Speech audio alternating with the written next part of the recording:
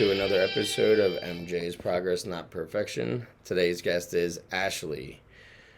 Ashlee tells her story, and I mean, she tells her story. And it has some wild turns and, and a lot of behaviors that are like a lot of us addicts that are going to relate to, the behaviors that she had. I mean, we're going to get into it. We're also going to show some before and afters. And there's a big transformation, from where she was then, and I think to where she is now. She's doing an amazing job. So enjoy the show. Welcome to the show, Ashlee. I appreciate you taking the time to, sit down and talk with me. Heck yeah, thanks. You are the third girl from Ohio, I believe I've talked to now and had on the show, and I'm not even from Ohio. That's just pure coincidence. Like, it's so crazy. That's awesome. Yeah, so how much time do you have? Right now, I just celebrated 2 years at the beginning of August. Okay. And yeah, because you had a big difference between you then to you now. Oh, heck yeah. Yeah. I'll have the picture come across like for the viewers so they can see the difference, you know what I mean, from before and after, because that, yeah, you're killing it now. Yeah, so, absolutely. What was it like then, though? I mean, how long was that addiction for? 10 years. 10 years. So how old were you when you got sober 2 years ago? How old was I? Well, how old are you now? I turned 30 this year. Okay, so you're 29, 28. so 27? Okay. And so you started as a teenager then? You started out? Oh, yeah. So what did you start out with first? With drinking? Drinking and smoking pot when I was 12 and 13. So yeah, you were young, but it wasn't like you were out of control yet. No, then it was the group of people I was around, so they were doing it, so I kind of did it because that's what they were doing. It was the thing to do. Right. So when did like things change to where like, you were drinking or smoking to escape? I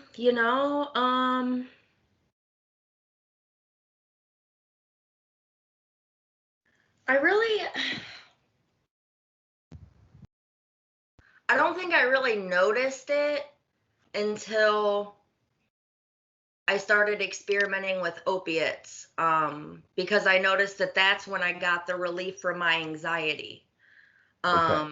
Because that's the first time I can remember actually thinking, oh my gosh, I need to use before I do this, because I was giving a presentation and I had to speak in front of everybody, and I knew I was going to be much more calm and cool if I was high. So yeah, okay, so yeah, that's what I was looking for. Okay, so that's the first time you're like, okay, I need to do this first in order to do this. Yes. Okay, now, so if you were drinking and smoking, that was just for fun, the people you were with. Do you have any brothers or sisters? I'm always curious. Yeah, I have an older brother. He's 6 years older than me. Okay, and is he a normie or is he like right with us? He's very normal, so straight edge. We are total opposite. That's what I thought. Yeah, that's how I am with my brother and sister too. I'm the black sheep kind of, and they're the ones that are like good, Yes. Okay, so you had bad anxiety then as a teenager? Yeah, it was a lot of like social anxiety. Like if it was just me and maybe like two other people, like that was okay with me, but being like then classroom, like in big groups of people, I don't like that. Like speaking, I even still get nervous speaking, and now it's kind of like something that makes me feel good, because like I'll go places and speak in front of big groups of people, like about recovery, and even though I'm nervous, like it's something that makes me feel good doing it. So yeah, and it's different now. Yeah, you can pass along a message. Like I think doing a presentation in like high school, you're like using somebody else's word. You know what I mean? Like sure, you're talking about somebody else. But I think it's a lot easier when like we're talking about our own lives and like the shit we've been through. Like it makes it easier to like open up, especially like in AA and the programs where they're not judging you. You know, like, you know that when they're laughing, it's because they're not laughing at you, they're laughing with you because they did that shit themselves. Exactly. You know, like, that's something I learned early on. I'm like, they laughing at me? And they're like, no, laughter is good. Laughing means they agree. They did that shit too. I'm like, okay, cool. Yeah. So when did you discover opiates then? Because I know I was like off to the races when I discovered them. Uh, Opiates, I was a junior in high school, so it was 2008, 2009. Can I guess that it was Roxy's? We were started out doing them smaller, like it was just like Vicodin and like Perk 5s and 10s. You know what I mean? Like, and that was even like, I don't even think we really even understood like what they were. You know what I mean? Like it was just, and it was so weird because it was just like all of a sudden, like that's what everybody was doing. Like that's really how it was. You know what I mean? And nobody knew anything about like being sick or, you know what I mean? Like needing them. Yeah, It's, Then yeah, you don't realize it until like I remember that I didn't even know what I was withdrawing until the second time it happened, and then I was like, oh, that's what that was the first time. You know what I mean? Like the first time I had withdrawals, I thought I was really just sick. You know, and then yeah, the second time I got withdrawals, I was like, oh, this is because of the pills. I guess I'll keep doing pills then. You know, right. You it's not know, like I was like, JD, you got to stop now because look how it's affecting you. I'm like, well, I got to take away this pain. yeah, I think I was like, I've already come too far. You know what I mean? Like, and I can remember the first time I woke up sick, and I was in high school and I was engaged at the time and living with him. Wait. And Let's back up, Ashley. Let's back up. You just like you just skipped over you being engaged in high school and living with this dude in high school. Okay, I can't just let okay, you so just skip listen. over. So when I was partying with like weed and alcohol at 12 and 13. That's what I did for a little bit until I met my first boyfriend when I was in the 8th grade. So I was like 14. Um, he used harder drugs. So that's when I started using LSD and ecstasy on an almost regular basis. I would do it and That's go to school, which really didn't tripping. even make any sense. You know what I mean? Like going to school on ecstasy because like it didn't make any sense. And I remember like not even having fun doing it, but I did it more than one time. Was But he in that's your what, grade? what's that? Was he your age? He was 2 grades ahead of me, but he was like cool and dropped out. So he Super didn't go to cool. school anymore. Super cool Oh guy. yeah. Yeah, and he Okay. was like in and out of juvenile detention and stuff, but he was the guy that like he was the bad guy and all the Yeah. girls wanted to date him. So, and he Like wanted to Sean date Hunter. me. Yeah. Heck yeah. So, I partied with him. We were together for actually a couple years and I can remember towards the end of our relationship, that's when he started doing pills, but not to where I seen him doing them like on a regular basis. I can just remember seeing him do them every so often. And we ended up breaking up, and shortly after that is when I started doing pills. And like I said, I was a junior in high school. And my senior year is when I met Michael, who became my husband. He had just gotten out of the military and had thousands and thousands of dollars in the bank. I was 18 and he moved me in with him within like a month and added me to his bank account and put me on his cell phone plan and all that. So like that was awesome to me. And like I was still in high school. So um How was wait, so you were 18 though at this time? Like you turned 18 early in senior. Like I yeah, turned 18 in September, so my senior year I was 18 the entire yeah, time. I turned my birthday is October 1st, so Okay, cool. yeah. So let me just catch up now. So you turn 18, you're meeting this guy, you start dating him. Within a month, he's like, move on in. How are mom and dad about this? You know, You know, they yeah, were yeah. I want to. pregnant. I Well, mean, they liked him. they at this time, like, I did okay in school, like I they just believed anything I said, you know what I mean? So I don't think anybody realized I had a problem yet. So when They I just thought moved young out and got love. You in know. you know what I mean? They were happy, like whatever, you know what I mean? He's gonna take care of her, cool. Yeah, I mean Romeo and Juliet were 16, so you know. Sure. That turned out great too. Uh, I know.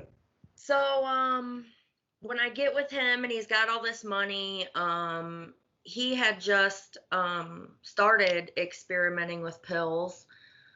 And at that time, that's when I got introduced to like stronger ones, and we call them perk 30s. Okay. Um, We call them Roxy's, John's, Blues. There's so many different names for them. sure. Yeah. So that's when I started doing those, and like I said, he had money, so that wasn't an issue, and like so I never really had to go sick. And that's when, it came to the point where I don't even remember what happened.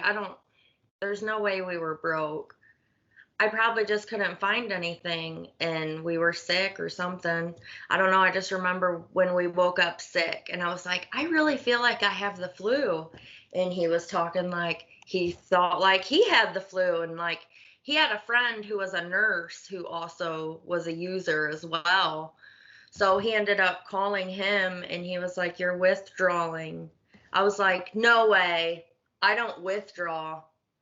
You know what I mean? Like, I was like, that doesn't happen to me. You know what I mean? Like, I don't Hmm. know. I just thought like it was different for me, I guess. And then he was like, no, I'm telling you, like, you're sick. He's like, try to get something. And we ended up finding something and I wasn't sick anymore. And I was off to the races after that. Yeah, once you find that little cure-all, that all you have to do is get high again, you won't be sick anymore. Yeah. It's kind of a dangerous, thing. Like I said, it would be nice to think back and be like, well, we shouldn't do that anymore. This way I don't have to feel sick. But no, that's not what our brains do. Our brains say, don't let me be sick because we love this feeling too much. Exactly. It's kind of like when you're drinking and you're throwing up at the end of the night and you're like, oh my God, I'm never going to drink again. Or when you wake up with your hangover and you're like, I'm never going to drink again. And then you're drinking You're again. drinking again. Yep. Exactly. That's exactly how it happens, unfortunately. And there's a lot of people though, and they don't end up in the rooms that we end up in, and where they do the drug, they feel sick, and they're like, "I'm never doing that again." And Yeah. unfortunately, we just don't fall into that category. Yeah. It's not like that for me. So when you say off to the races, now what does this race entail for Miss Ashlee in late Um, teens, early 20s, newly married? Now you're just like getting high all the time with purpose. um, yeah. So now this is when I started to meet more people that I could buy from.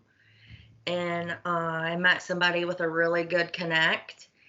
And so I got plugged in with somebody else that I was getting more for cheaper. So I started selling them to support my habit because I really wasn't making anything. I really can remember like separating stuff to be like, okay, this is what I need to sell to make my money back, and this is profit. Yeah, I would need So to sell this many every day so I can do 3 for free every day. You know, like it was like so stupid. And so that's what I started doing. And then I actually graduated high school and I decided I was going to go to college and become a drug counselor because, I'd rather talk to somebody who's strung out and everything. or who has been strung out, you know what I mean? Not currently strung out. So I'm like, I'm going to go to school. I'm going to move away. The college I was looking into is Hocking College. It's 3 hours away in Nelsonville. So I moved down there, and I can remember when me and Michael were moving, I was like, we're going to take this many pills down with us, and we're just going to do them, and that's going to be it, and we're done. And he's like, all right, that's what we're doing. I'm like, all right. So we can move all our stuff down and all that. And I think the pills lasted us like 2 days. And then we made it 2 days without anything. And then we started to get really sick. Like I said, I was 3 hours away from, where I live originally. So I didn't know anybody down there. So we drove 3 hours to come get high. And we drove every weekend. We were buying enough. Because like I said, he was in the military. So he was receiving money from getting discharged, and he was going to school as well, so he was getting GI Bill money. So just a lot of free money. So we were coming up and buying enough on the weekend to last during the week, and then drive back up, back and forth and back and forth. And like I said, I was going to school to be a drug counselor. It was called Social Services, Criminal Justice, and Corrections. So I'm sitting in class, and I can remember like looking around and hearing people talk, and like a lot of those people were like felons, and you know what I mean? And I'm hearing them talking, and they're like in and out of jail and stuff, and I'm like, okay. So after class, like I'm talking to people, and then I'm meeting people down there. So I'm just, you know what I mean? I thought I was going to move away and things were going to be better, but you know what I mean? And then even being down there wasn't like just 5s and 10s or 30s. That's when like I was introduced to Opanas, and those are like super strong. I can remember nobody told me anything about them. I mean, I just knew it was a pain pill, so I mean, I assumed it was going to make me feel better. So that's what we got, and we did the whole thing. I can remember we did this whole pill, and I was sick for like 2 days because it was like too much. Yeah. So I mean, I learned after that, and then that's what I started doing while I was down there, because that's what was available. And I mean, I went to school. Michael went to school. I did all right, like I looked for a job while I was down there. But in Southern Ohio, I live in Northern Ohio. When I moved to Southern Ohio, and it's near West Virginia and Kentucky. And the economy down there is supposed to be like the worst, like, I don't know, throughout Ohio. And I couldn't even get a job at McDonald's.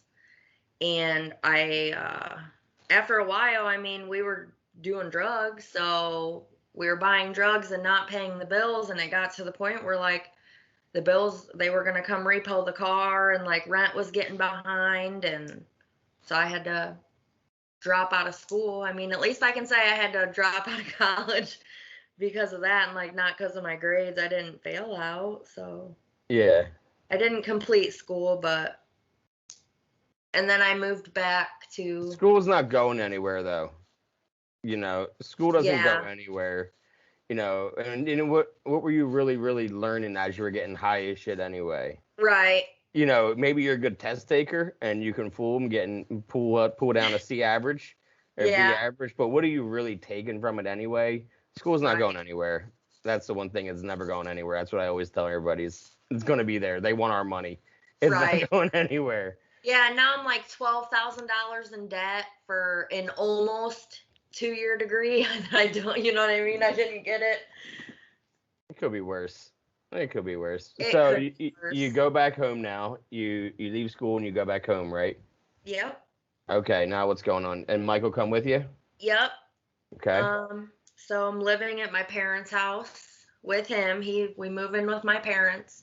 And we live in a laundry room with a mattress on the floor, washer and dryers next to us, Um, I've done one of them. I've done a shed. I've done a shed and I ran an extension cord out to it. If that makes you feel any better.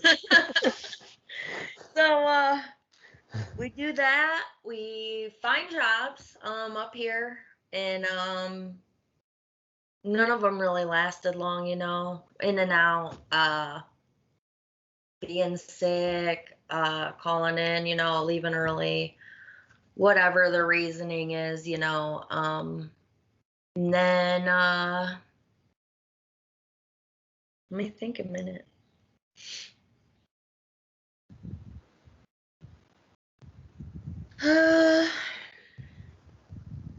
What year was it when you came back from college? 2012.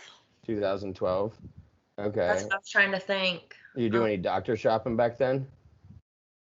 I didn't, but I had friends that did the whole drive down to Florida thing. Do you know a girl named Tori? No. Okay, because I did one girl from Ohio, from Columbus. She's been on a couple episodes ago. Her and her husband used to drive from Columbus to Florida 6 times a month. See, that's so I couldn't believe when, like, I think I was too scared to do it, like, myself. Yeah. But, like, I had a friend that would do it, and I was like, that's so crazy. That's so. And he even said that they had signs on the highway that said, "Go home, pillbillies." Like, they knew what everybody was going down there for. Oh, yeah. I mean, and, if you make you feel even better, you're doing your 3-hour drives on the weekends, to get them. Because, like, I thought, I was doing 2 hours each way from PA to Jersey 4 times a week for the last, like, 2-3 years of my addiction. Yeah. So when she told me that, I'm like, that makes me feel better because mine was out of control. Yeah, that's wild. So you guys were in and out of jobs too when you came back, and how long did you live at your mom's laundry room? Well, when we were living in the laundry room, my brother, his girlfriend, and my nephew were living, they had a room upstairs. We were in the laundry room a couple months, and then my brother and his family ended up getting their own place. So then we acquired a bedroom, we moved up. So then we lived there. Oh my gosh, I wouldn't even count like any of the places we had like in between. Like, we mainly lived with my parents for like the whole time. We had our own spots like here and there, but we didn't even make it through a year lease, you know what I mean? So yeah. Like, if my parents moved, we moved with them. But 2012, 2013, when we had just moved back up here and all that, that's when I really noticed like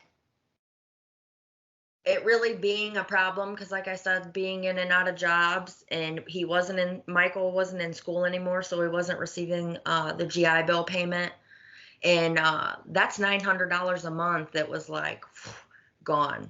And this is when I really noticed like how much money we were spending, and like really like this is a really big problem, but I still didn't care, Yeah. I knew it was a problem. I didn't care.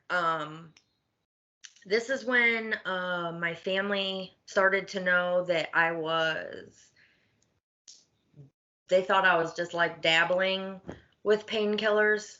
Yeah, I mean, how were you like always a tiny girl, or did you get skinny from like, because like in that I picture? was always skinny, but not like that skinny. Yeah. Okay. All right. That makes sense. All right. When I got to like that skinny, you know what? I think people knew there was a problem, but nobody wanted to say anything to me because, I mean, like Sometimes they don't want to hear the answer. I mean, and I just bullshit my way out of it anyway. So, when I started to notice how big the problem was getting, that's when we started to argue a lot more. And I'm not saying that like Michael was the only person that did this type of stuff, because I did the same type of thing to him. Like verbally abusive, emotionally abusive, physically abusive, financially abusive. You know what I mean? Like, we both did all those things to each other. And that's when, I mean, I did that with my marriage for at least 2 years. And that's when things started to get really bad. Like I said, we were fighting all the time, beating each other up all the time, not holding jobs. And in 2015 is when I was introduced to heroin. Who introduced you? I had a friend get out of prison, and he had offered it to me, and I told him no. And then somebody offered me Perk 30s and told me that they wanted $45 a piece for them. And that was like the most I had ever, you know what I mean? And that's when I was like, oh, absolutely not. And so I called the other guy who offered me the other stuff. And then with the other slot stuff, spending $20, $40 would get me and Michael high for the whole day. You know what I mean? When spending that much on one pill is not even enough just for me. I was gonna say, yeah, one pill was like a joke when it's at that point. Like, yeah, it wasn't anything. So that was a big deal. When this guy got out of prison, I've known him for a long time. Like, I've known this guy like since I was in middle school at this time.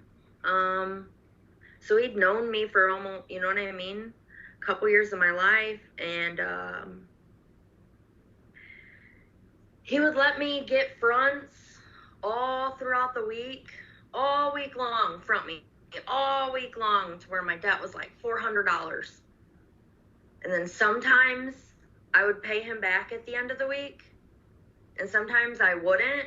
And even if I wouldn't, he would just scratch it and then front me again all week. And then, you know what I mean, I'd usually pay him like, okay, well, hell yeah, you know what I mean? So that's obviously I got a really bad habit. You know what I mean? Like, yeah, I used to get fronts too. And I mean, so I know I used to have to pay double back for my fronts, like, real high price for whenever I was getting fronted. But because I was stuck with pills because I love them so much, so I just kept getting fronts all the time. So a really dangerous thing to have is that when you can get fronts, you can get really, really far deep down the hole, because like, it makes it a lot easier to always have a supply. It's not something that scarcity is not something on your mind. Like, so this dude's fronting you all the time, like, and obviously you're just keep using. So, like, all right, that's where we're at. So, like I said, me and Michael were still together, but it was very, very toxic. And when we started doing heroin, we weren't together very much longer after that, because things just got too bad. And that's, I can mention this, this is the first time Michael, like, we have fought each other, but Michael actually closed fist, like, punched me in the face when I was driving on the highway. And that was kind of when I broke away from him. So can I ask, like, what led up to that? Because that's, like, a big deal to jump up to, like, closed fist while you're driving on the highway. Like, arguing. Over, like, you had drugs or and you weren't sharing, or, like, That's what they usually, like, couples, like, you know, one's sick and the other one's not magically sick. And you're like, how are you not sick? And I'm sick. Yeah. This is bullshit. You should be sick too. You holding out on me? Do you have any? Did you fuck them? You know, it's like all of those, like, things, you know, I feel like come out in an argument between couples that use together because, like, I'm no stranger to, like, getting high with a significant other and knowing, like, the arguments that ensue. Yeah, this argument, actually, I can say that I didn't do anything wrong. Michael was intoxicated, very intoxicated. Like drinking. Yeah. Okay. And to the point where the bouncers at this bar threw him out, like, out into the street, and they cracked his head open. He had to go get staples in his head. Like, he got thrown out of the bar. And I went to go pick him up and stuff, and he was just belligerent, and he was fighting with me. The argument started because I was supposed to be at that bar and wasn't supposed to let that happen to him. So he fought with me about that, and, you know, and I was like, well, what the hell do you want me to do? You know what I mean? Like, yeah, you're a grown adult. What are you going to actually do? Like, right. So it was just one of those pointless arguments where he was just belligerent, drunk, and kept going on. And then actually, like, I was driving and letting him, you know, run his mouth. And then I don't even remember. He kept going, and I was just silent. And he said something.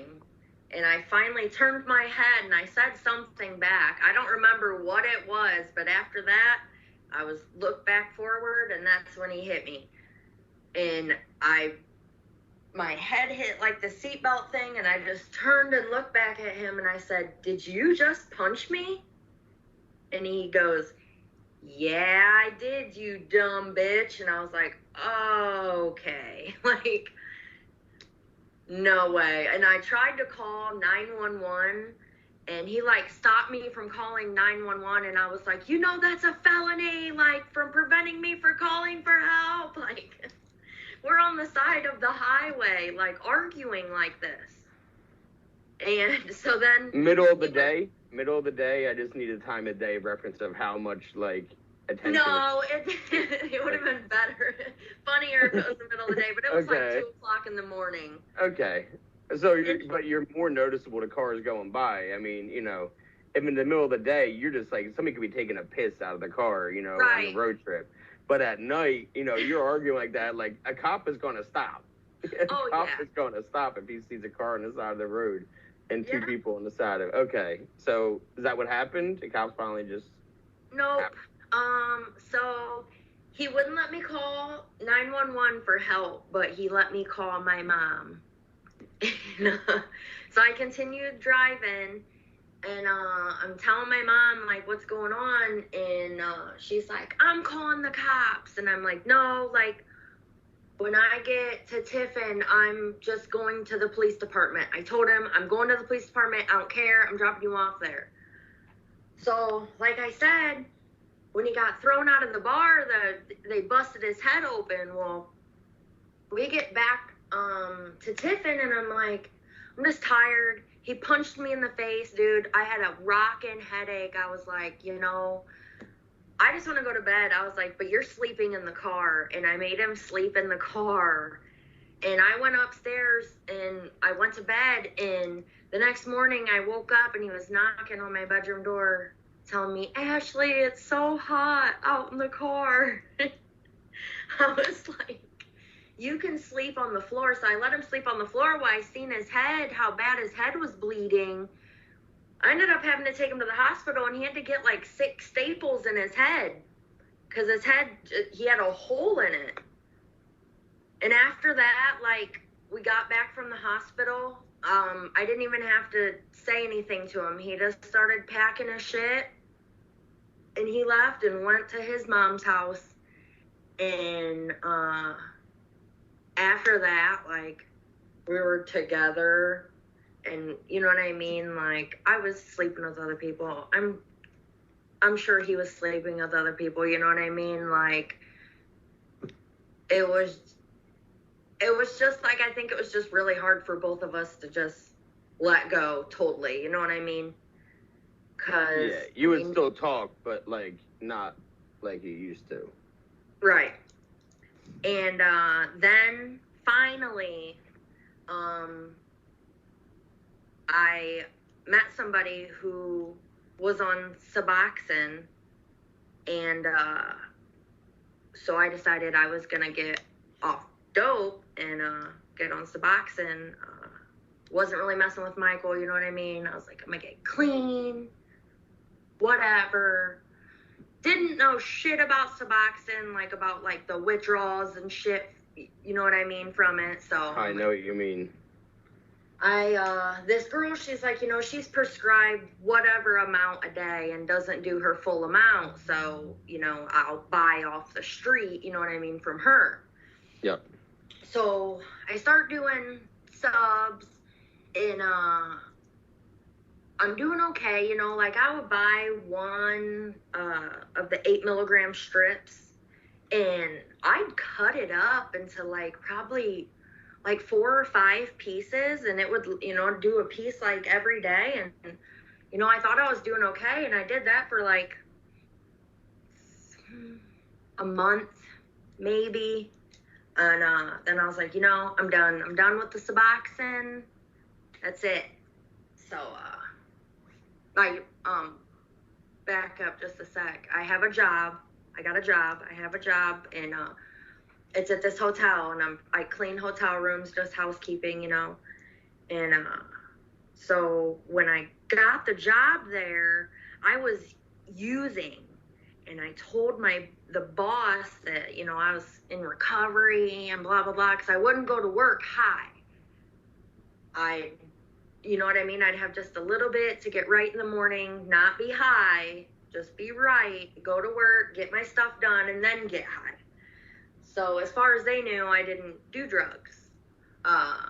So I told her that I was on Suboxone, and she didn't know I bought it off the street. She thought I got it from a doctor. And then I tell her, you know, I'm done with that, and so I'm going to get off Suboxone, blah, blah, blah. I go to work, and, like, it's not so bad. Like, I remember, like, not feeling too bad. Like, you know what I mean? Like, I'm trying to think what I want to say. Like, the being sick, like, the vomiting or, like, shitting and that. Like, I didn't really have that, but, like, the mental part, like the anxiety, the not sleeping, the restlessness, like that's what I really, really had. And after 3 weeks, I still felt anxious and restless from coming off the Suboxone. And I can remember telling my boss, like, yeah, I feel better, you know what I mean? Because I ended up going out and buying dope because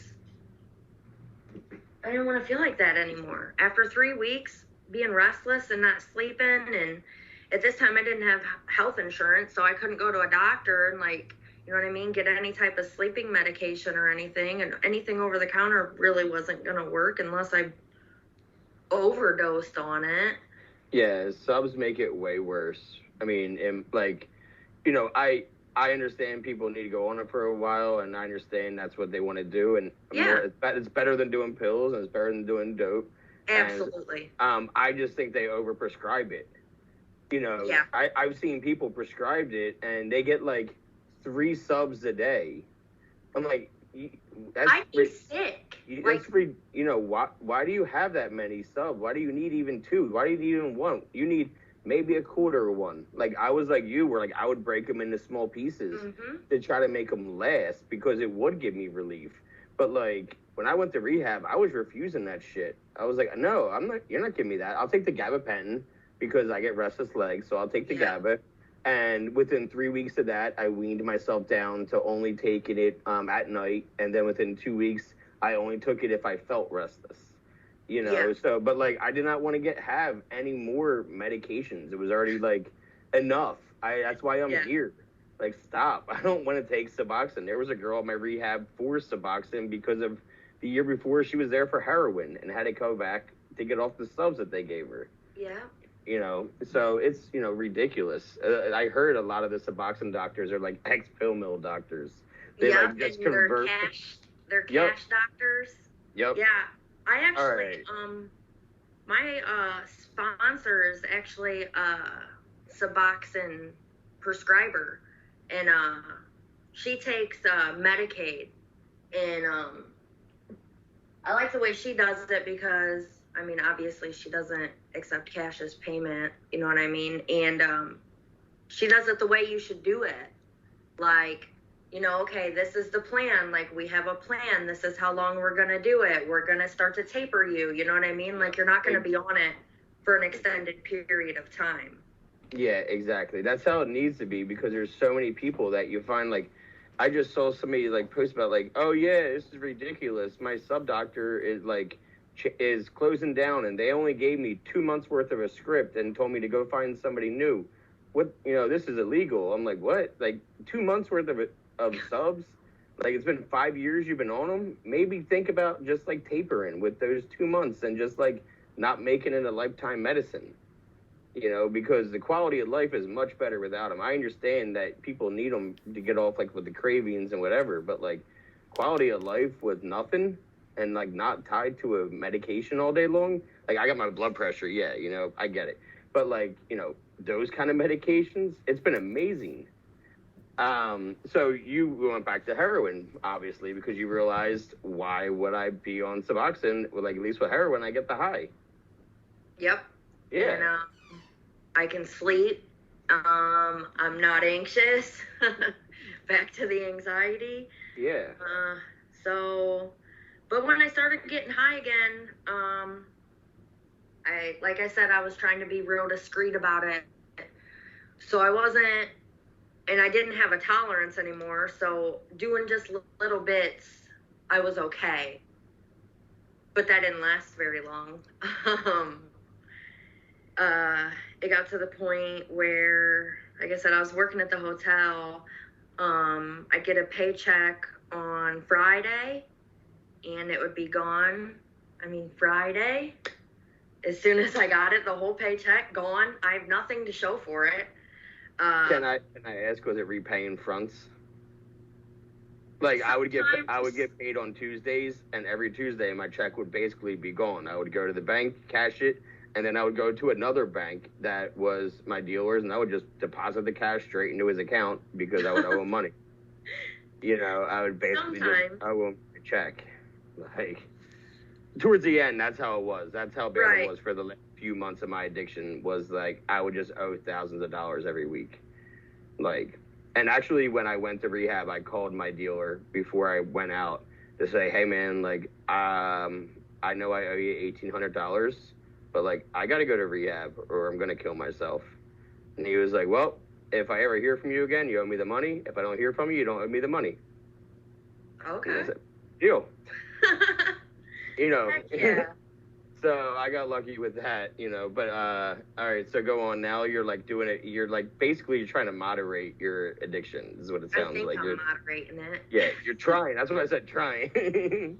So, then, my grandma has a sister, who's married but never had children, and they own a lot of farmland. Well, they both end up passing away. So, my grandma and the other 6 siblings each inherited $500,000.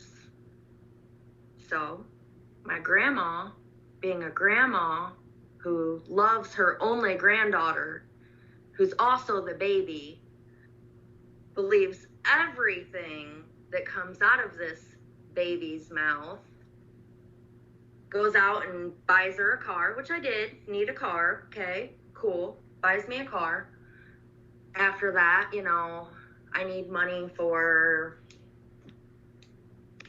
whatever. I don't know. Oh, my tire blew up. Grandma gave me money for a tire.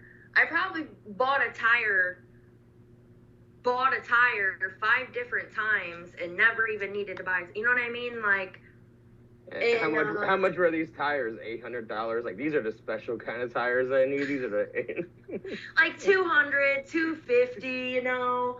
The labor's expensive. It's a heavy machine to lift that car, you know.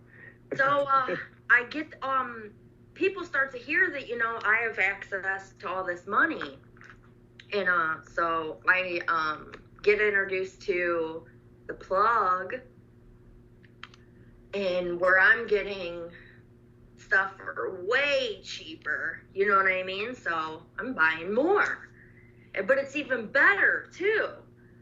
So I'm doing more, and my tolerance is going up, and you know, like. Were you even working at this point ever since, like, you got, like, that, like, little kind of inheritance? Did you still work? Still worked at the hotel. I still worked at the hotel. But like I said, I worked at the hotel. I got paychecks. My paychecks were like $300-400 maybe gone in a day. So that when I got to that point where my paychecks were gone in a day, and that's when the inheritance came into play as well. I was doing 3 grams of heroin a day, which that was about $300 for me. Were you sniffing or shooting? Yeah, I was always a snorter. Like, I don't know why. I was addicted to the ritual of snorting. See, that's why I'm saying I don't know why, because, like, I've snorted Tylenol before, like, just to make myself think, like, I was doing something and I was going to feel better, like it was just, I don't know, and I thought it tasted good, maybe, I don't know. So, when my grandma got this inheritance, you know, I would literally, call her, and be like, hey, me and my friends want to go to Cedar Point today. I need $500. She'd be like, okay, come get it. And, like, this is serious. Like, that's on Monday. And then Tuesday I'm calling, hey, we want to go to the zoo. I need $300. Okay, come get it. Like, and, like, people would be like, are you serious? Like, and I'm like, yeah, dude. You know what I mean? Like, I don't know. Well, that lasted. Like I said, she bought me a car, and, you know, I was working, and. Because when do your cousins notice? You know, or not? You know what I mean? When do the other ones notice that got, like? Because, like, if like my cousin was, like, collecting a bunch of money from, like, my grandmom, we would take notice to that. Well, my grandma felt bad, and she knew she was giving me a lot of money, and with her money, she also bought my parents a house. So and my dad has a brother. So for the amount of what she spent on the house, she gave that to my dad's brother. And then, you know, I forget how much she gave each of us, you know what I mean? Okay, there's 4 of us grandkids, but she ended up giving the other 3, like, some amount, you know what I mean? Because she knew she was giving me money all the time. So that makes sense. Okay, so they were all being fed. They were all being taken care of. Okay. Oh, yeah. All right. So you're just, like, every day you have a new reason to find money. Oh, yeah. I have it made. And, for how long now? I thought I had it made. So she bought me this out. car. Huh? Yeah. I was going to say, that has to run out, though. That has to dry up at some point. So what? So, I have my car, and, you know, most people who do drugs don't have license or cars, so everybody rides with me, because I have the car. Well, I drove 20 minutes outside of my town to go cop. That's where we got our dope from. So I was over in that town hanging out for the day, and I drove myself over there, and I can remember this day. I woke up, and the dope man wasn't going to be around for a couple hours or something like that, but I ended up eating Xanax in the morning, and then did my usual, 3 grams of heroin throughout the day. I also smoked weed. How are you awake? I don't know. I was, like, blacked out. lot of my life.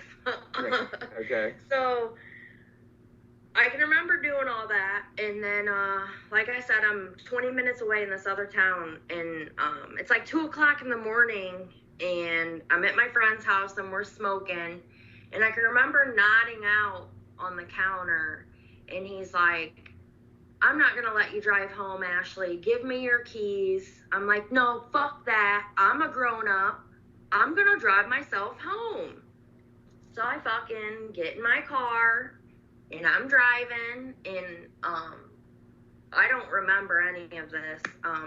Just must have been so fucked up. I kept nodding out and like just forgetting where I was at. So like, I end up falling out and going over the center line, and I wake up going through a field, and I'm so fucked up that I can remember opening my eyes and realizing I'm going through a field, but I'm so fucked up I just fall right back out. I ended up going over another road and crashed my car in a ditch. And it was one of like the big, deep ditches. And my car was a Chevy Cobalt. And it straddled this ditch like perfect. And I woke up when the airbag hit me. And the first thing I thought was, oh, fuck, man, I got a bag of weed. So I hop out my car and I take this bag of weed and I'm gonna tuck it, you know? So, and the first person I call is my friend whose house I just left, because I'm in the middle of nowhere. I don't even know where the hell I am at. And I call him and he's like, I have AAA. Do you want me to call a tow truck? And I'm like, no, I don't think we can do that. Like, come pick me up. I'm going to say somebody stole my car. And he's like, Ashlee, you can't. I'm not going to help you do that, dude. Like, do you want me to call a tow truck? And I'm like, no. If you call a tow truck, the cops get called. So, no. But that's not even true. That's not even true. So the next person I called was my mother. And I said, I just wrecked my car. I need somebody to come pick me up. And she said, Ashlee, do you realize what time it is? And it was like 2:30, 3 o'clock in the morning. And I said, no. She's like, nobody's going to come pick you up. You need to call the cops right now, or I'm going to call the cops. I was like, oh, God. So I called the cops on myself. And I got scared about this bag of weed, you know. So I throw it in the field, and I'm sitting there waiting, you know. And this cop shows up, or well, the sheriff shows up, right? So like I said, I was trying to get back home to Tiffin from 20 minutes away. I ended up in like a whole different town, like the opposite way. Like I said, I was just so fucked up. I just like was not, you know, and I had no idea where I was. Like, so when I called the cops to tell them where I was like, there was a street sign like half a block down. I ran to it and I was like, I'm on the corner of whatever it was. That's how they came to find me. And I told my mom what intersection or the corner I was near. So when the cop got there, I don't really remember the cop getting there. I can remember being in the back seat of the sheriff's vehicle, and he told me what his name was, and he said that he was one of 3 sheriffs trained in my county to know when people are under the influence of opiates, and they're part of like this opiate task force. And I'm like, oh, no, I don't do opiates. I was like, I just do Xanax.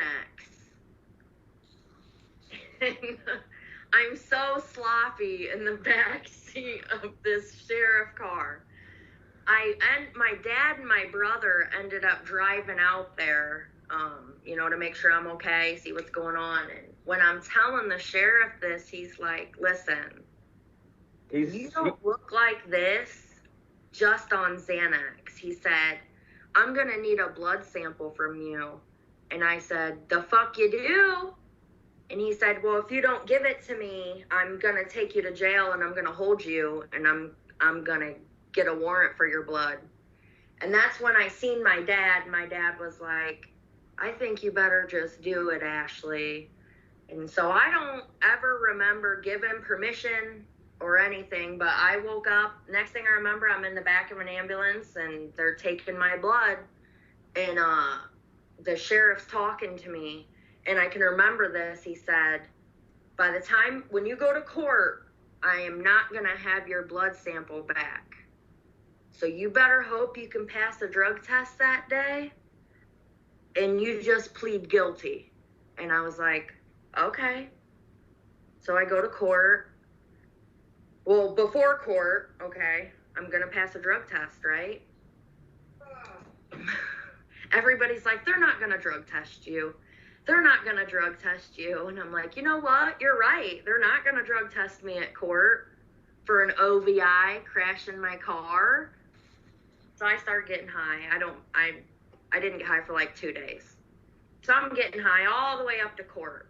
So I go to court and they want to drug test me. Okay? Yeah. So when I go take this drug test, I should fail for Xanax, heroin, whatever, you know, fentanyl, I don't know, whatever it is. Weed, probably other shit. I pee in this cup at court. I only fail for Xanax. I don't know what happened. So they put me on non-reporting probation. Hell yeah. I get to keep getting high. So they tell me I got to go get a drug and alcohol assessment, you know what I mean? At like an outpatient place and non-reporting probation. So I go to this outpatient place and I blow so much smoke up this dude's ass. I take somebody else's piss with me, because they don't watch you go. This guy signs me off after 2 visits. He's like, you know what? I don't know why you're here. I don't think you're a drug addict. I'm like, you're right. Get that signature. Oh, and I had to go do I don't know how it is like in other states, like when you get an OVI, DUI, whatever, you can either go sit 3 days in jail or pay like $400 and go take this class for a weekend at a hotel. So my granny had money, you know, I wasn't going to go sit in jail. I did that class. So I go do this class and this is funny. Obviously a drug addict. I go to take this class and it's from Thursday until Sunday. So I'm like I told you, I was doing $300 of heroin a day. You don't know how much I thought was okay to bring with me for 4 days. How much heroin did you bring with you? I grabbed 1 gram of heroin, was going to last me 4 days. So I'm getting ready to go to this hotel, right? And just like those couple of 30s lasted you, when you moved. So I'm getting ready to go to this hotel, and I'm like, I'm being greedy. So I'm like, I want to do a little bit more before I go in. And I got my 2 friends with me to drop me off.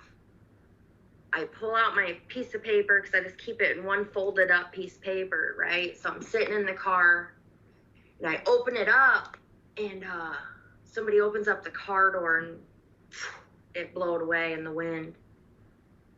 And I started crying, real tears. And I was like, guys, I don't know what I'm going to do. What am I going to do? And this was on a Thursday. I made it until Saturday morning at this class at this hotel, and I'm in a room full of like 50 people.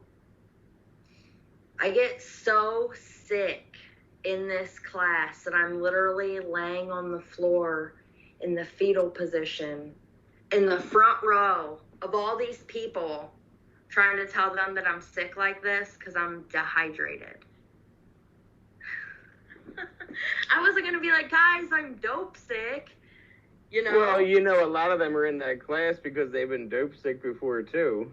Well, listen, I thought, like, because everybody had to, like, tell their, what got you into this class.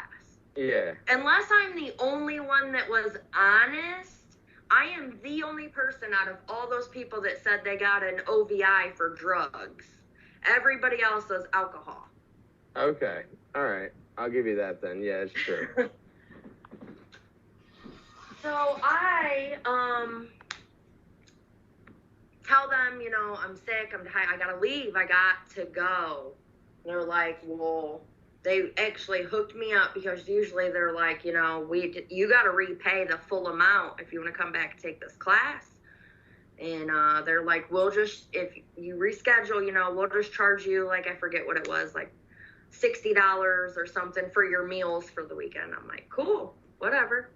So I leave, and I can remember calling the dope man, and a half gram was $60, and I had 40. And I called him and told him, like, everything that just happened, how sick I was. I'm already dry heaving and going to the bathroom, like, it's getting bad. And he said, sorry, can't do nothing for you. Get another $20, and hung up on me. And I was like, okay.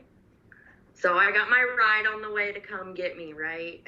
And they come pick me up, and I was so sick, I ended up going to the bathroom in my pants on my way, leaving the hotel. And I called and lied, obviously, and told him I got another $20, and I still only had my 40, and wadded it up real small and crumpled it up, and ran up to meet this guy while I had shitty pants on, and ripped him off $20.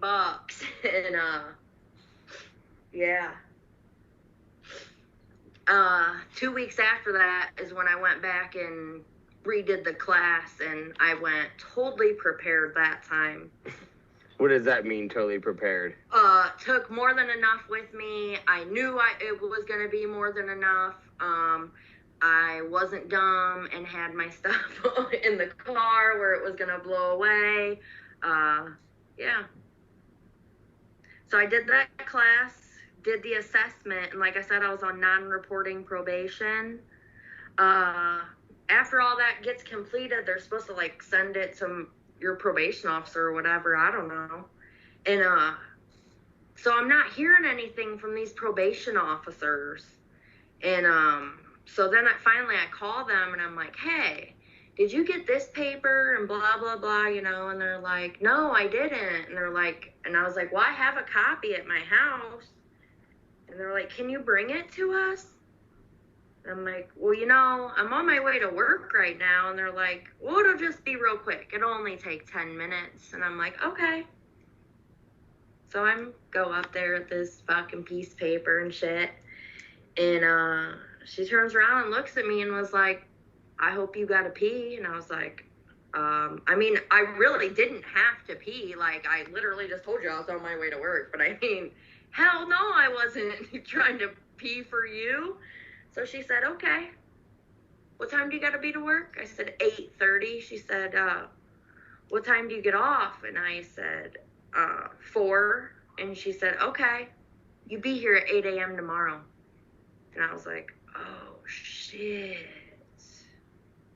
So, because they watch you. Oh, yeah. They stare right at it. Oh, yeah.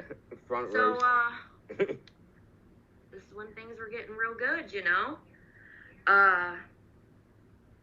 So I come home, and I'm freaking out. And, I tell my mom, you know, I gotta, like, this happened. And, I try to lie to my mom and tell her, you know, I'm gonna fail for weed. And, like, my mom loves me, so she doesn't want me to get in trouble. She goes out and spends money getting me a detox drink, some pills, like, whatever. And I go out because I had money from my grandma and bought the $20 pea cups with opiates on it. And I bought like 4 of them, I think. And I woke up at 5 o'clock the next day because I'm about to drink water, you know, do all this. I'm not getting in trouble. So, you know, I drink the detox drink, whatever it says. I had to like drink the drink and then like 2 more of water or something. And then I take these pills, and I remember like I'm chugging so much water that like I'm throwing up. And I'm pissing in this cup and I'm not clean. It's like, it's not even getting faint. Like, it is solid. It's there. So it's getting to where it's about 8 o'clock, okay?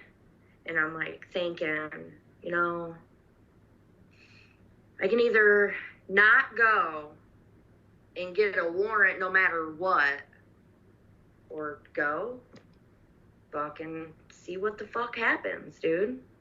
So, I don't know. Have you ever done a detox drink? No, I always either use somebody's piss or I just said, fuck it, I'm going to fail. Okay. So, well, Like, when you drink detox drinks, they make your piss like neon yellow or neon green. Like motherfuckers know you drink a detox drink.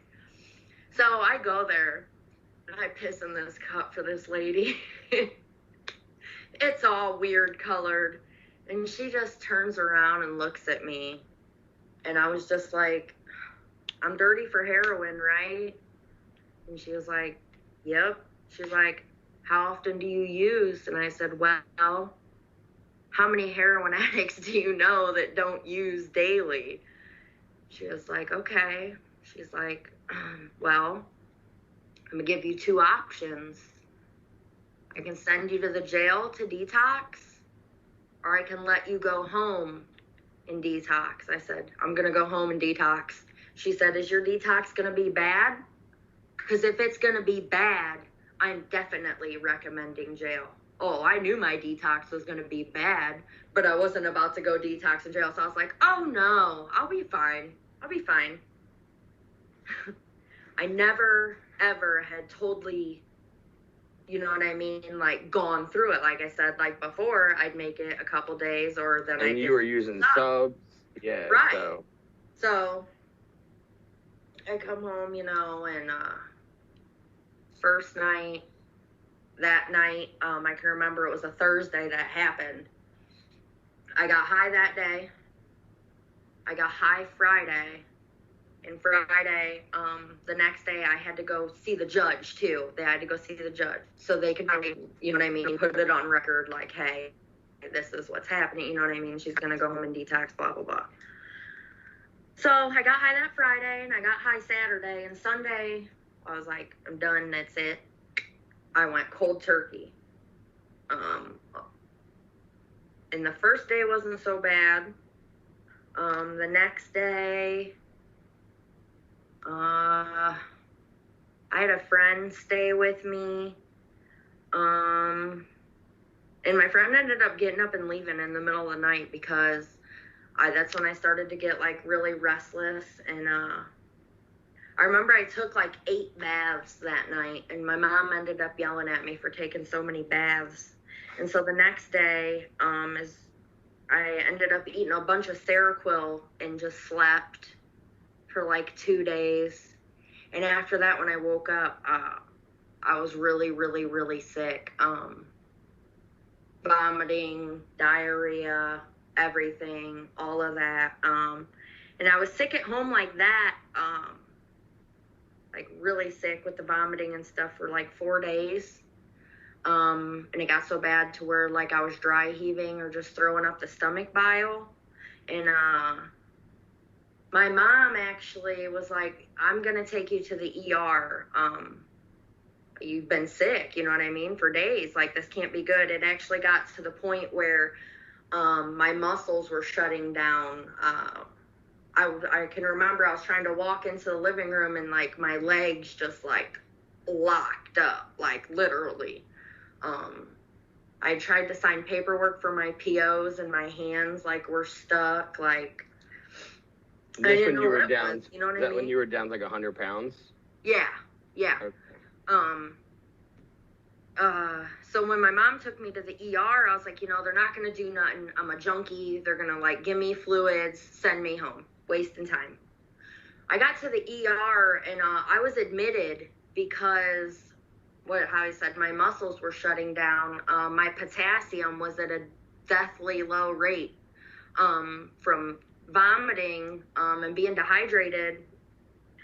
If your potassium goes below 2.5, like you could die. And when I got to the ER, my potassium was at 2.2, and they hurried up and took me back. Like, I had no idea what was going on. You know what I mean? I was like, what the hell, potassium? Like, you know what I mean? Like, some bananas. Like, is it that important? Like, who knew? It like throws off your heart rhythm and everything. Like, so I'm on a heart monitor. They put 2 IVs in both of my arms with a potassium drip with the saline. I was treated like a junkie at the hospital. The nurses barely checked on me. Doctors usually come in every morning and check on you. The doctor came and seen me one time. He didn't look at me, nothing, he didn't want anything to do with me. The only medication I received while I was in the hospital was nausea medicine and cramping medication, which they refused to give to me through an IV. They gave it to me only through muscle shots. So I was there for 3 days like that. And after that, I got to go home and called my probation officer, like, yeah, I did it. They're like, we didn't think you'd do it. You know what I mean? Like, with how sick I was, you know what I mean? They're like, either A, you were gonna die, or B, you was just gonna go get high. Like, we didn't think you was gonna do it. And I'm like, well, I can remember it was a Friday when I got out of the hospital. And I was like, okay, what do we do now? Like, I was going to get on this Vivitrol shot. And Vivitrol is a monthly injection you get, and it helps curbs your cravings and all that. And if I would use, I don't get high. So I'm like, I need that shit. And they're like, well, Monday was Labor Day. I was like, damn, dude.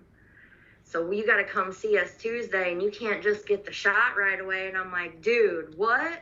Like, you're just going to leave me out here all weekend? Like, what am I supposed to do? And I did it. I just stayed at home, spent time with my family. After that, got into my outpatient, Vivitrol, did all that. And at that time, I went to meetings. I was gonna say, when did you start with the meetings? Because usually when you get a Vivitrol shot, I have a sponsee who has a Vivitrol shot, so I know that they check up on him, and usually they call him when we're like hanging out, because like now we run errands together and shit, go food shopping and all that. Like earlier, we went grocery shopping, you know what I mean, for the meeting center that I run.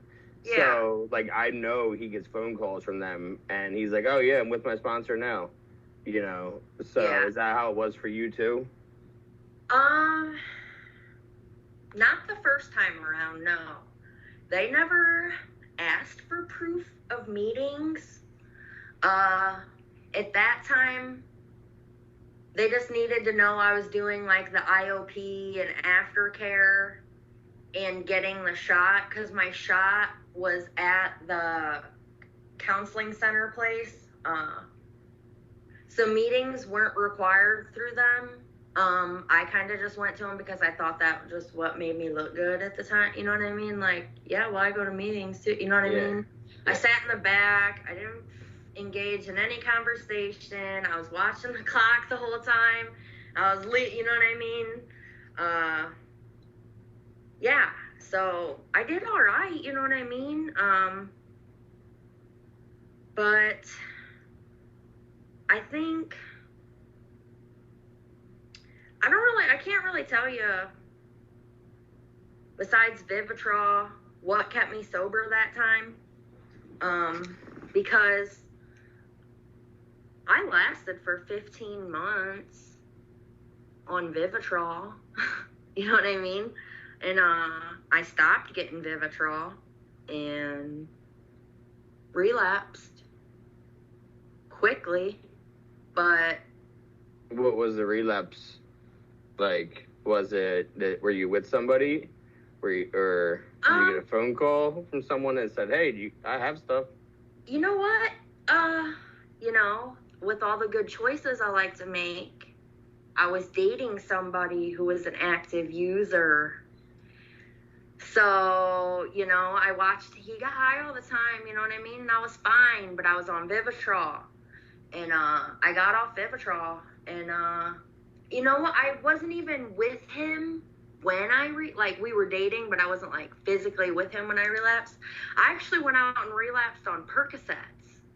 And, I came home and he was like, "You're high. I can tell you're high." And obviously, because he gets high, you know. So I ended up being honest with him, and I was like, "And you know what? Like, I'm pissed off because I mean, obviously, I'd done heroin, so like, getting high on heroin and getting high on pills are two totally different highs." So I was like, "I'm pissed off, honestly, because I'm not even high like I want to be. For the money I spent, I should be way higher." So, you know, he gave me some of his dope. And I was scared, you know what I mean, to do heroin because, you know, fentanyl and all that, you know. So I can remember I did just a little tiniest bit. And like I said, I'd been sober for 15 months, and like, dope was totally different from when I was doing it, you know what I mean? Like, just a little tiny bit I did, like, I was like throwing, like, you know what I mean? Like, too much, like throwing up. Yeah. And actually after that, during that relapse, it was a couple days after that, is when I overdosed for my first time. I had been sober for how long, you know what I mean? Recently relapsed, and did Xanax, and then decided to do heroin as well.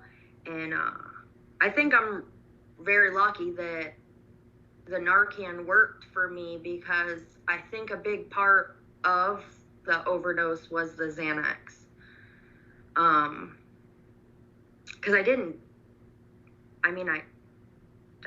feel like I did that much heroin, but yeah, and it was weird because that day I had just been talking to my boyfriend about my Narcan, because like being in recovery before I had it, you know what I mean? So it was so weird that day we had been talking about where my Narcan was.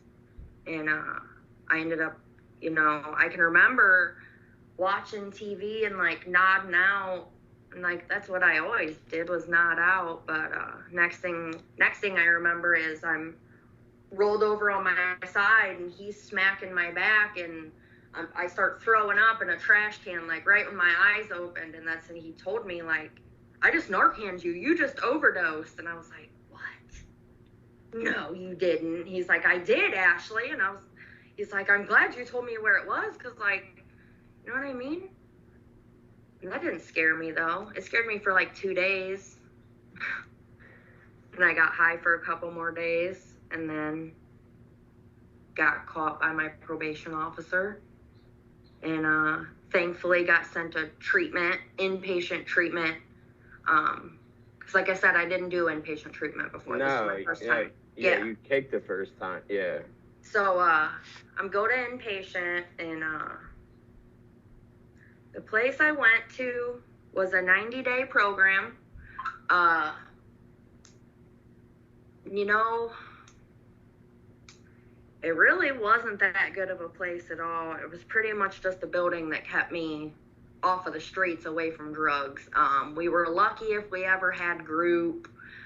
They pretty much just pushed meds at you, you know what I mean? Oh, you need it for this, whatever, you know what I mean? The most I got out of my inpatient treatment was from this other girl who was in there, she had clean time before and was in AA, and she had sponsored girls before, and this is when I really got into AA. Was being in there with her. She'd sit down with me and do big book studies with me. So while I was in treatment, this group called OhioCan, it's a nonprofit, they would come out to the treatment center every Sunday and do big book studies with us girls. And there's this lady, like, she was friendly to everybody. Her name was Dawn. I just loved her. So I was like, I'm going to ask her to be my sponsor. So I go up and I ask her to be my sponsor, and she's like, when do you get out of here? I forget. I think I had like a month left or something. She's like, okay, you just get a hold of me. So finished up my 90 days there. I get out and I get back on Vivitrol. I get with Dawn, you know, I start working my steps. They make me go back to IOP again for my second time. But I went and did it at a different place, because this other place was a lot easier. You could get away with a lot more stuff. And it was at nighttime classes, and the other place was like super early in the morning. So I get out, I'm doing IOP again, I'm still on probation, I have a sponsor now, I'm meeting up with her, I'm doing step work, going to meetings, starting to talk a little bit, you know what I mean, meet people in the program and whatnot, and I was on Vivitrol, and that lasted for about 3 months. Really didn't do it on purpose. Missed my appointment for my shot, and I didn't even realize it until they called me to be like, hey, do you want to reschedule? And I even rescheduled. And I was with somebody at the time, hanging out with somebody who was on Suboxone, and they heard me on the phone, I don't know, and I can remember we were in his kitchen, and he's like, you know what? I don't think I'm going to do my sub today. Why? What do you mean? You know what I mean? And I was talking out loud to him, but I mean, it's like I was talking to myself, like, you know that once you do it. But either way, an hour later, I was driving to go get some dope with him. And this time, like, dude, when they say, like, it don't get no better when you go back out, like, it don't get no better when you go back out. Because I was already dope sick and doing a gram to myself after 2 weeks. In the shittiest motel in town because it's cheap. Paid for a week there so I could just sit in the room and get high, because I had to hide out for my PO. I couldn't sit at my mom's house and get high like that, so getting high at the motel. And one day I woke up, and I don't know what made me do it, but I called Dawn, my sponsor, and I said, you know, I'm not doing too good. And she's like, I know. Can I come pick you up? I was like, yeah. She come pick me up, you know, and I had a little bit of dope with me, and I took it with me, and I get in the car with my sponsor, and she worked at a rehab at the time, and she takes me to this rehab with her while I'm a mess, you know what I mean, like, gone. I don't know why she took me there. She had me sit in the car. I don't know why she had me sit in the car while she had to go in and help a client. You know what I mean? Like, I don't know why, you know what I mean? So I get high in her car while I'm waiting for her, right? In a rehab parking lot. There's people outside looking at me, and I get so high that I gotta throw up. So I get out of the car and I'm throwing off in the parking lot. And Dawn comes out and she's like, get in the car, get in the car. Like, oh my gosh. She didn't know I'd used in her car. But she ended up taking me to go get my nails done. We went to go get something to eat, and she helped me set up detox. And 2 days later, I had a bed at detox. I went to a detox facility, which is about 40 minutes away from where I live. And they give you all the comfort meds there, you know what I mean? But I, again, got really, really, really sick, like the first time I detoxed. And even though I was in a detox facility, I couldn't keep anything down. Like, I needed IV fluids. So they called the squad from a detox facility. I was there for 7 days, and they called the squad, and I got taken to the hospital. My potassium was low again, so I got the heart monitor and the whole nine. I was there for 3 days, and while I was there, I set up sober living. I was like, I'm getting out of Tiffin. I'm going to do sober living up here. Fuck my probation officer. So I get this bed at this sober living and call my PO. I'm like, yeah, dog, I got this bed at the sober living. I'm not coming back to Tiffin. And she's like, well, you got a court date tomorrow, so you better hope you're there or I'll issue a warrant. And, I thought about it because I was a couple counties away. I was like, I'll just take off and they ain't even going to come look for me. But I was talking to my mom about it, and she's like, no, you're going. So I go to court. And I thought I was going to get away with it. You know what I mean? I didn't think I was going to go to jail or nothing because I went and got myself into detox. I did what I was supposed to do, right? No, they weren't having it. Got my probation terminated. I was referred to this new drug court in my county called Pivot, and I was sentenced to 60 days in jail. I'd never been to jail before. Surprisingly, I didn't cry. The judge was a little bit nicer to me because I was already clean by the time I made it in front of him. Which is probably unusual. Yeah, you know what I mean? So, but being referred to this drug court, I didn't have to sit the whole 60 days because it just depended how fast they got your paperwork done to get you in here. So I only sat 20 days, and I think going to jail is what made a difference for me this time. Like I said, I never been to jail before. And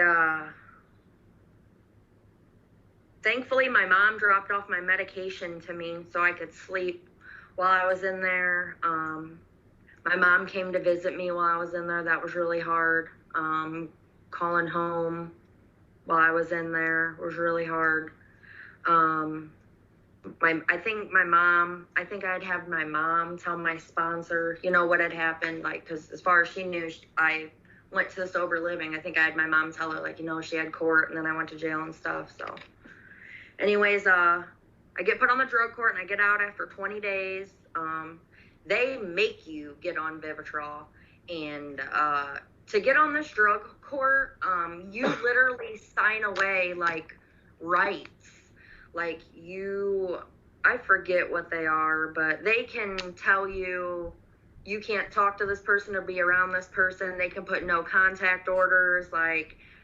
They can do illegal search and seizure on me. I don't have the right to remain silent. I have to, you know what I mean? It's crazy. Yeah. And they have this every single day. I got to call this number. And I got my own special pin I enter, and it says yes or no if I got to drop, yes or no. So I'm taking, most of the time, 3-4 drug tests a week and stuff. And it's a super intense drug court. So I'm like, I'm done. I'm not going back to jail. I'm doing what I got to do. And like I said, this is a super intense drug court. I'm doing all that, which you already don't get a life with how much stuff they have you do.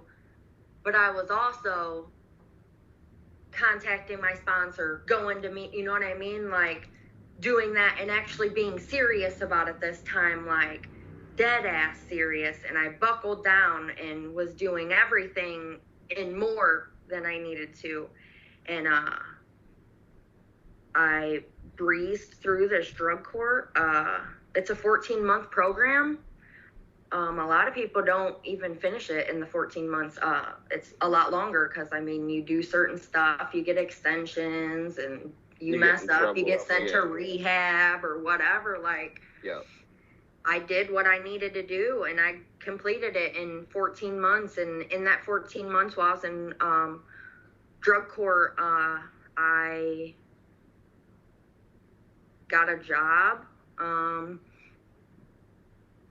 at a gas station that would work with my counseling hours, with all the classes I had to do.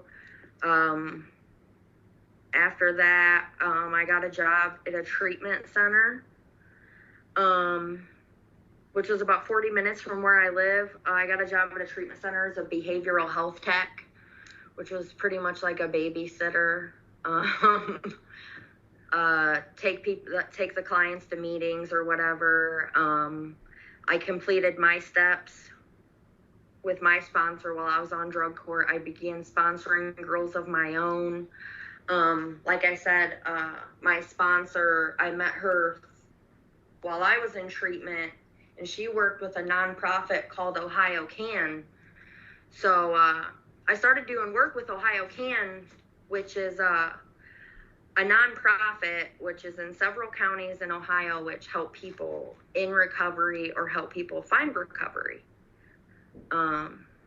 They do support group meetings. They make these things called blessing bags that they take to hospitals. And when we put treatment information in there, like if somebody overdoses, the hospital can give it to them. Like there's hygiene stuff in there. That's cool. OhioCan's really pro harm reduction. I also, it was while I was on drug court, I went and got trained to become a Narcan distributor myself. I'm trying to think of what else OhioCan does. We're not affiliated with AA, but the church basement that we have where we do our OhioCan stuff, we do AA meetings down there. We help people with transportation to treatment. Like I said, we put in the blessing bags the resources for treatment centers, detoxes, homeless shelters, sober livings. We help family members if they're raising like grandkids or anything. You know what I mean? Pretty much anybody whose life's been impacted by addiction. And is there a website that I can put in the description? Or you can just send it to me. Okay, how about that? Or how about that? I was gonna say, go to our Facebook page. Yeah, it's fine. Give me whatever link, and I'll put it in the description of the YouTube and whatever audio ones they're listening on. They can go to the description, and they can click the link and go right to your website or Facebook. Awesome. Because obviously there's a bunch of people in Ohio I've talked to, so maybe there's a bunch of people in Ohio listening that could benefit from this. So we might be in their county.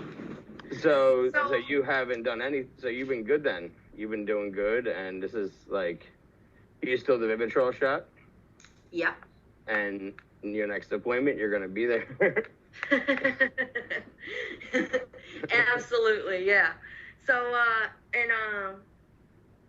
so after jail and all that, one thing I was really honest with my sponsor about, talking to her about, was my anxiety. Like, you've heard me talk about that several times. And talking about, you know, like how anxious. Oh, snap. I really get. Hold on. Let me go grab a charger.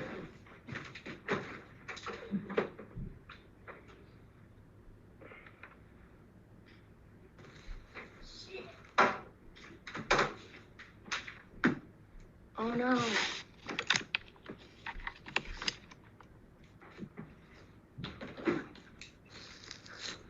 All right.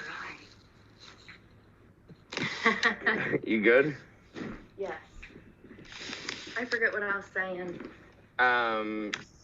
If you can smoke that, if you're allowed to smoke where you're at, like, you don't have to feel bad about, like, you've been, like, holding that for, like, an hour. If I could smoke in my office, I would have had 4 cigarettes by now. Oh, all right, cool. Yeah, you're good. So, you were talking about OhioCan. We talked about dropping the link. And you were talking about when you got out of jail, I guess, maybe when did you get done with all of your, yeah, that's a better question. When did you get done officially with, like, legal shit? Or are you still battling legal shit? well, Because you got 2 years clean, sober, you're doing good, and, like... heck yeah. So, okay, so like I said, the drug court was 14 months. So I had a special probation officer that was through the drug court. So when I signed up for drug court, they said, when you're done with drug court, you're done. That's it. No more papers. And I was like, sign me up. Well, guess what? While I was on drug court, they changed it. When you're done with drug court, you got to do a mandatory year of misdemeanor probation. So I graduated drug court in December and got put back on misdemeanor. So I've been doing the whole misdemeanor probation, and I'm off that December. I asked him, I was like, it's been a long time, guys. I said, do I get like a certificate of completion or something? Something for my wall. And she said, yeah, I didn't graduate college, and I need something for that 12 grand. They call me by my last name, so she's like, Schleter, no, I'm not going to give you a certificate. The best you're going to get is a letter. I was like, well, whatever. You can make your own. Have little teddy bears and the border. You know, I deserve it, you know? But, yeah. It's been a while since you've been, like, you know, out of the system. Yeah. I got put in 2007, the beginning of 2017, so... By then, yeah, it'll be coming up on the end of 4 years, so almost a full 5 years. I told her, I was like, because I turned 30 October 1st, I was like, can you please just let me off probation before I turn 30? And she said, no, dude, I can't. I was like, okay, whatever. Worth a shot. It was worth a shot. I'll take it, so. I'll be 35 on the 29th. So yeah, I'm really upset. I'm right by you with birthday-wise. Yeah? My episode about me comes out on my birthday. Heck yeah. I recorded that the other day with a guy that I interviewed back a while ago. I interviewed him, and we had such a fun conversation that I was like, I need you to interview me because I don't want to talk by myself. So we did it the other day, and we talked for like almost 2 hours and just went back and forth about my story this time. Yeah. Like, his story was like, you know, great. Like, he did 7.5 years at 19 years old. And because, like, he heard that this one dude was, like, touching girls inappropriately and shit. So, like, he was like, well, I know what I'm going to do. I'm going to fucking stab him in the neck. So he got a knife, and he was drunk, obviously. And he walked up, and he stabbed him twice in the neck. Completely doesn't remember any of it. He's been told all this. You know, he was drunk and high on acid and shit. And so the guy was on his deathbed for, like, 3 months. And if the guy died, he would have got 25 years. If he lived, he got 7.5. The guy ended up living, so he got 7.5. And while he was in there, he made, like, nobody touched him or hurt him because he was good at drawing. So he was making everybody portraits. And then he got into doing, like, coffee can art. Like, he was using instant coffee and, like, using paintbrushes and painting. I'm going to show you. You're not going to believe this was made, like, in prison cells with, you know, but it is. No. Yeah. Yeah, like, the dude's, like, crazy, crazy talented. Dude, I wish I had some type of talent like that. But he hasn't been able to paint since he got out of jail, though. He hasn't been able to, like, do it again because it's all, like, it was from then. Right. You know, but yeah, he had some crazy stories, and so him and I talked for a while. But like, I've been loving doing this and getting to know people's stories because it makes me feel better about mine. But also, like, you know, everyone has like these different journeys and shit. So it's been really cool to like see what other people have been through at different times. Right. Like, you know, all three girls from Ohio all liked opiates. Let's be real, but like all had different journeys on what you were doing. Right. You know, so it's really like, it's not funny to see, it's just interesting. I find it interesting, and it helps me stay sober. And I know for you, talking is therapeutically, like it's a good thing to get the story out. It feels good. Oh, yeah. Do you speak at meetings yet? I gave my first AA lead right after the main, like, before they started just like starting to mandate masks again and stuff. We didn't have to wear masks in the meeting. I remember that. It was just a couple months back. I gave my first AA lead because I do the 12 steps of AA, but a lot of my story consists of drug use. So I didn't really want to, like, I spoke at my home group where everybody knew me, you know what I mean? So they already know, but I don't feel right giving an AA lead when a lot of the old timers don't like when you talk about drugs. So, but I've spoke a lot at, like, that's cool. We have like all recovery type meetings, which aren't like AA or NA. It's like recovery support. You know, I've spoke there, and I actually work with this group out of Toledo, Ohio called FACT. They teamed up with some nurses from the ER and put together this mock overdose presentation. And I get to go into schools and scare kids. They go in and they actually have